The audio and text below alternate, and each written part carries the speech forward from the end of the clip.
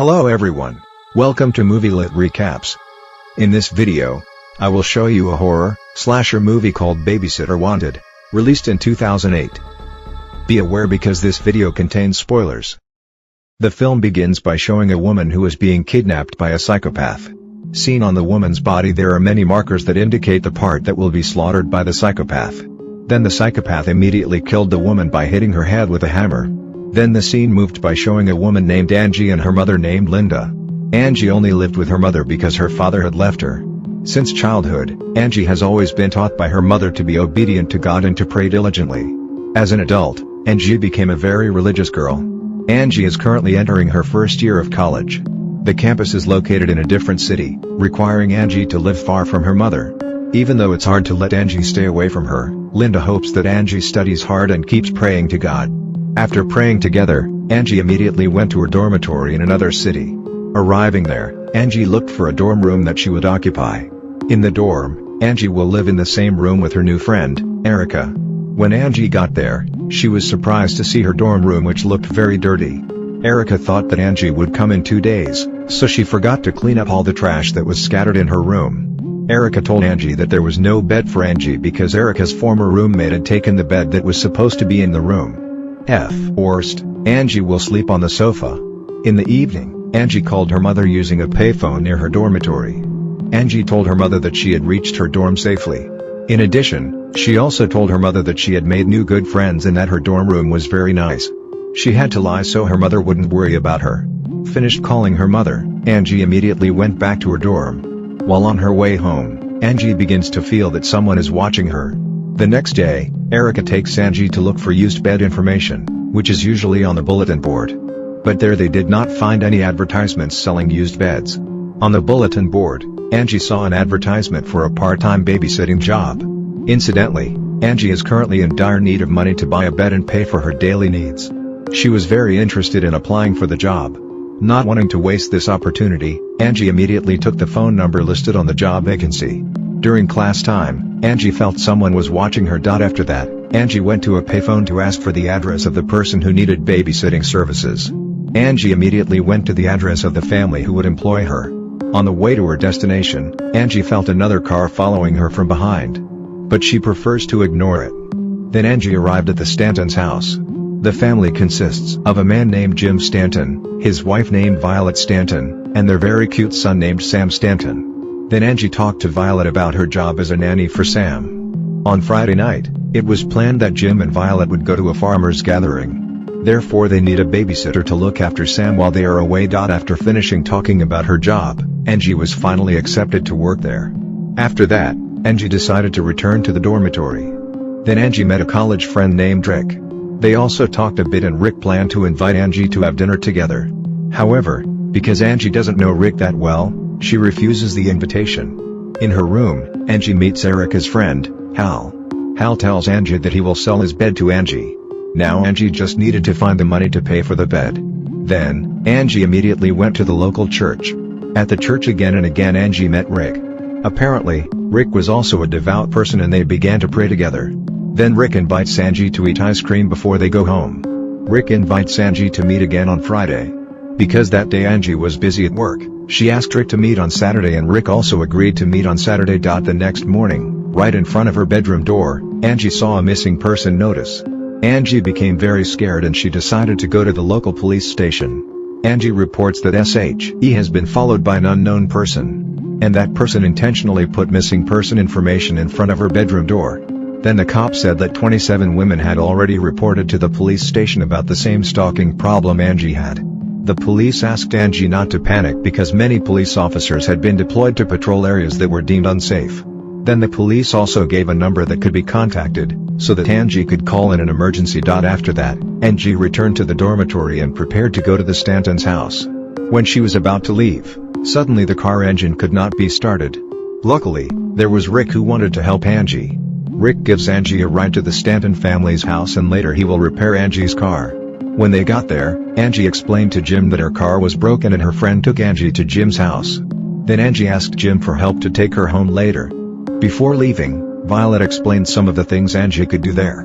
She also told Angie that Sam was only allowed to eat food in the refrigerator that had been provided by Violet. After that, Jim and Violet immediately left the house. While looking after the house, Angie started studying. But after only a few minutes there, Angie began to feel that something was watching her. Then Angie called Rick to tell him that Rick didn't need to pick her up, because Jim would be driving her home. When she finished calling Rick, the phone rang again. When Angie answered the phone, strangely she didn't hear any sound. The weirdo kept calling her for several times. At first, Angie thought that it was Rick who called, but when she asked Rick replied that he didn't call her. Then Angie was surprised by Sam, who just woke up. Sam asked Angie to get him some food. Angie was confused after seeing the food for Sam, which was red meat cut into squares. Even though the meat looks very strange, Sam still eats the meat. Then Angie started to feel someone was trying to get into the house. Frightened, Angie immediately called the police station. A policeman named Dinelai said he was going on patrol and stopped by the house to check on Angie. Then Angie realized that Sam wasn't there. At first, Angie thought that Sam was playing hide and seek with her. Angie began to look for the whereabouts of Sam around the house. Because they couldn't find Sam, Angie started to get annoyed at Sam's behavior in hiding from her. Suddenly the landline rang again and the caller was silent when Angie picked up the phone. Then Angie called Rick to tell him the strange thing that had just happened. At that time, Rick was driving the car. Because another car kept honking from behind, Rick was forced to pull over and he immediately turned off the phone from Angie. At Angie's place, Angie was surprised by the arrival of a foreign man who entered the house. Angie quickly tried to find Sam and asked him out of the house. After looking for Sam in every corner of the room, Angie finally found Sam. While trying to chase after Sam, suddenly the man caught Angie. Then there was a little fight between the man and Angie. Angie finally managed to make the man faint on the spot. After the mysterious man passed out, Angie immediately looked for Sam and immediately took him to the car. But unfortunately, Angie forgot to take Violet's car keys, which were still left in the house. Angie was forced to go back into the house to get the car keys. After successfully getting the car keys, the strange man suddenly woke up and tried to hurt Sam. While strangling Sam, the man called Sam the devil. Seeing Sam being strangled, Angie tried to stop the man's action by hitting him with a golf club. When Angie saw the man from a close distance, Angie realized that the man was a priest. But Angie was even more surprised to see Sam, who turned out to have horns on his head. Not long after, Jim and Violet returned home. They both started talking about things Angie didn't understand. Then the priest got up and tried to attack Sam. Quickly, Jim immediately killed the priest. Seeing that, made Angie very shocked and confused about what really happened. After killing the priest, Jim knocked Angie out and took her to a warehouse. Then it is revealed that Jim and Violet are bad people and Sam is actually the devil's child who has been targeted by religious leaders for a long time. This is the reason why the priest tried to kill Sam. For a long time, many priests tried to kill Sam. But they always failed to do so, and this time they couldn't kill Sam either. The person who had been following Angie all this time was the priest. The reason was because he wanted to protect Angie. The priest already knew the strategy used by Jim and Violet to kidnap their victims, namely under the guise of wanting to hire a babysitter. Instead of being babysitters, the girls who applied for the job were mutilated and used as food for Sam. Since Sam is a child of the devil, he can't even eat human food. Sam can only eat human flesh, and his favorite meat is the meat of a beautiful girl. The reason why Jim and Violet came out earlier was to kidnap girls and make their meat as Sam's daily meal. After kidnapping the girls, Jim would kill and cut their flesh. Before that, Jim will mark cuts on every body part of its victims. This is the same as the scene we saw at the beginning. Jim killed his victim by hitting his victim's head with a hammer. This is intended so that the victim does not feel excessive pain. After killing his victim, Jim began to cut the victim's body into several pieces. Then Jim will sort out which meat can be given to Sam and which one cannot. The remains of the victims' bodies will be buried in their backyard. Then Violet came to Jim and she said that she had finished packing their things. Since the priest already knew of their new home, Jim and Violet decided to move to our city so that the other priests could not follow them. After cutting the girl's flesh, now it's Angie's turn to be killed. But luckily before that happened, Dinelai came to Jim's house. Jim was forced to meet Dinelai first before killing Angie. Dinelai started asking about Angie's whereabouts because earlier Angie had called the police station about the presence of a stalker.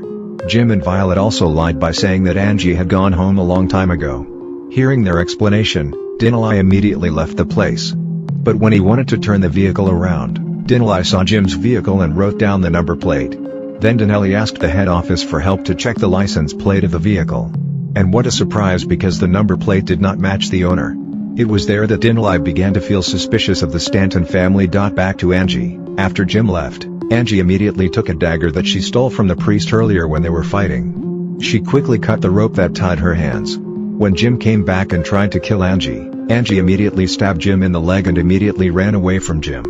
Then there was a chase between Angie and Jim. While hiding from Jim, Angie saw Rick's body nearby. It turns out that Jim and Violet have followed Rick wherever he goes, and they are trying to kill Rick, because Rick finds out that Angie works as a babysitter for Jim and Violet. If Angie suddenly disappeared, Rick would definitely testify that Angie was last seen at Jim and Violet's house. To avoid that possibility, Jim and Violet try to kill Rick. In the pursuit, unfortunately Angie was caught by Jim. After knocking Angie out, Jim takes her back to the warehouse. There Jim intends to kill Angie slowly so that Angie feels painful suffering. But from behind, Dinelai came just in time and managed to stop Jim's action. As Dinelai is about to handcuff Jim, Violet attacks Dinelai with an axe. Then a fight ensued between them. Long story short, Angie managed to kill Jim and Violet. After the fight, Dinelai immediately took Angie to a safer place. But when they was about to leave, Dinelai remembered Sam, a boy who was still in the house. Dinelai intends to take Sam with them, but Angie immediately stops Dinelai and says that Sam is the devil's child. But suddenly, Sam appeared and immediately killed Dinelai. Angie became very scared of Sam, seeing he had killed Dinelai. There Angie lures Sam into the warehouse. Cleverly, Angie managed to hang Sam's body and immediately hit him on the head until Sam passed out. After that incident, Angie tried her best to get out of there. Because Angie lost too much blood, she fainted in the middle of the road. Luckily the police arrived just in time and they immediately took Angie to the hospital. After a few days in a coma, Angie came back to her senses. There Angie was surprised to see Rick by her side. Angie is very happy to know that Rick is okay. Not long after, Angie's mother also came to see her. Just woke up from a coma, a policeman started asking about the whereabouts of Sam, who wasn't around the house. Angie was very sure that she had hanged Sam's body. And it turns out that Sam is still alive because he has been saved by another Satanist cult family. And now the family has started posting advertisements for babysitting jobs on several bulletin boards. The final scene shows Angie and Rick going to Sam's old house to look for the dagger brought by the priest yesterday. There they were both very sure that the dagger they could use to kill Sam, who is a child of the devil. Now the two of them plan to find the whereabouts of Sam so that there are no more casualties. And the story is over.